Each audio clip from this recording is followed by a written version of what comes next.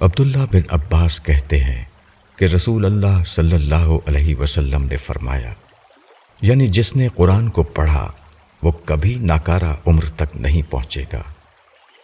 البانی رقم الحدیث 1435۔ اس حدیث میں قرآن پڑھنے سے مراد قرآن کا مطالعہ ہے۔ جو آدمی قرآن کا گہرا مطالعہ کرے گا اس کو قرآن سے مسلسل فکری غذا یعنی انٹلیکچول فوڈ ملتی رہے گی۔ یہ فکری غذا آدمی کو مسلسل توانائی دیتی رہے گی۔ اس کا نتیجہ یہ ہوگا کہ وہ ناکارہ عمر تک نہیں پہنچے گا۔ اس کا ذہن مسلسل طور پر بیدار اور متحرک رہے گا۔ ایسے آدمی کا جسم بوڑھا ہوگا لیکن اس کا دماغ کبھی بوڑھا نہیں ہو سکے گا۔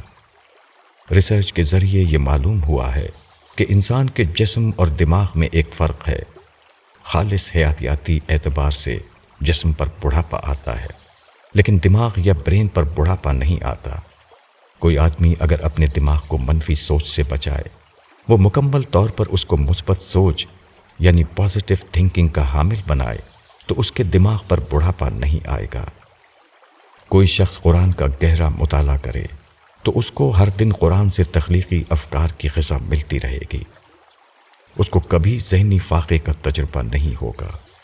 اس کا دماغ مسلسل طور پر سرگرم رہے گا۔ وہ مسلسل طور پر تخلیقی فکر سے بھرا رہے گا۔ مادی غذا جس طرح جسم کو طاقت دیتی ہے، اسی طرح فکری دریافتیں انسان کو توانائی عطا کرتی ہیں۔ انسان کے لیے سب سے زیادہ پرجوش تجربہ دریافت کا تجربہ ہوتا ہے۔ قرآن کا گہرا مطالعہ کرنے والے کو مسلسل طور پر اس قسم کا تجربہ ہوتا رہتا ہے۔ یہی تخلیقی تجربہ کسی آدمی کے لیے اس امر میں مانع بن جاتا ہے کہ وہ بڑھاپے کی عمر تک پہنچے اور عملاً ناکارہ ہو کر رہ جائے۔ مولانا وحید الدین خان، کتاب معرفت۔